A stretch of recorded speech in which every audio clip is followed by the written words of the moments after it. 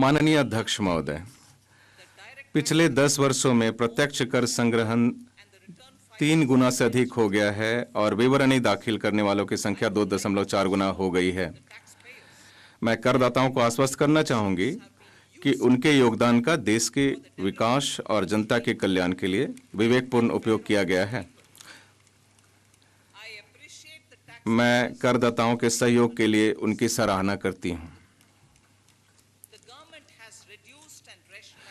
सरकार ने कर दरों में कटौती की है और इन्हें विवेकपूर्ण बनाया है। नई कर योजना के तहत अब 7 लाख तक की आय वाले करदाताओं के लिए कोई कर देनदारी नहीं है। वित्तीय वर्ष 2013-14 में 2.2 लाख तक की आय वाले करदाताओं के लिए कोई कर देनदारी नहीं थी। खुदरा व्यापार के लिए प्रिजेम्प्टिव कराधान की सीमा 2 करोड़ से बढ़ाकर 3 करोड़ की गई। इसी प्रकार प्रिजम्प्टिव कराधान के पात्र व्यवसायियों के लिए यह सीमा 50 लाख से बढ़ाकर 75 लाख की गई। साथ ही कॉरपोरेट कर की दर मौजूदा स्वदेशी कंपनियों के लिए 30% से बढ़ाकर 22% की गई और कुछ नई विनिर्माण कंपनियों के लिए यह दर 15% की गई। माननीय अध्यक्ष महोदय, पिछले 5 वर्षों में करदाता सेवाओं में सुधार करने पर हमारा विशेष जोर रहा है। पहचान रहित निर्धारण और अपील की शुरुआत कर क्षेत्राधिकार आधारित निर्धारण प्रणाली को बदल दिया गया, जिससे कार्यकुशलता, पारदर्शिता और जवाबदेही बढ़ी है।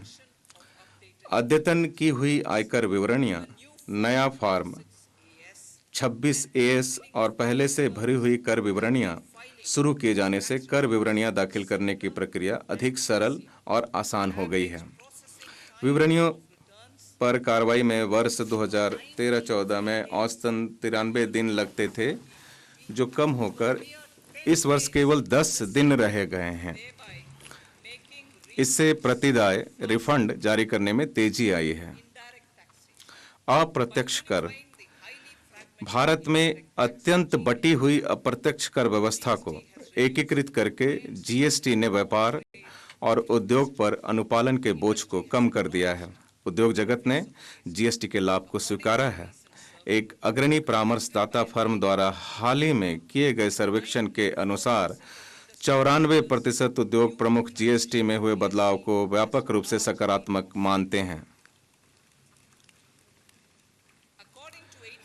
सर्वेक्षण में प्रश्नों के उत्तर देने वाले 80% प्रतिभागियों के अनुसार इससे आपूर्ति श्रृंखला ऑप्टिमाइज हुई है, क्योंकि टैक्स आर्बिट्राज और ऑक्ट्राई के हटने के परिणाम स्वरूप राज्यों और शहरों की सीमाओं से चेक पोस्ट हट गए हैं।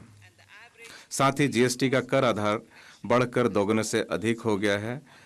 इस वर्ष औसत मासिक सकल जीएसटी संग्रहण बढ़कर लगभग दोगुना तथा 1.66 लाख करोड़ रुपए हो गया है। इससे राज्य भी लाभान्वित हुए हैं।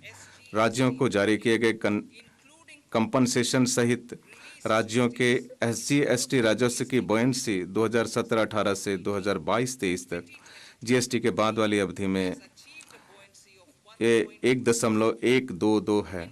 इसके विपरीत वर्ष 2012-13 से 2015-16 की जीएसटी से पूर्व की 4 वर्षों की अवधि में विलय होने वाले राज्य राजस्व की टैक्स बॉयंसी केवल 0.72 थी।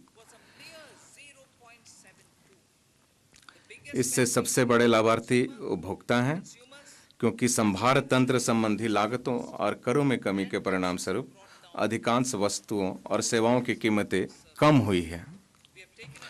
हमने अंतर्राष्ट्रीय व्यापार को सुविधाजनक बनाने के लिए सीमा शुल्क में अनेक उपाय किए हैं, जिसके परिणाम स्वरूप वर्ष 2019 में जब पहली बार नेशनल टाइम रिलीज अध्ययन शुरू हुए, तब से 4 वर्षों की अवधि में इनलैंड कंटेनर डिपो में आयात निर्गम समावधि 47% कम होकर 71 घंटे रह गई हैं। एयर कार्गो परिसरों में 28% कम होकर 44 घंटे तथा बंदरगाहों में 27% कम होकर 85 घंटे रह गई है।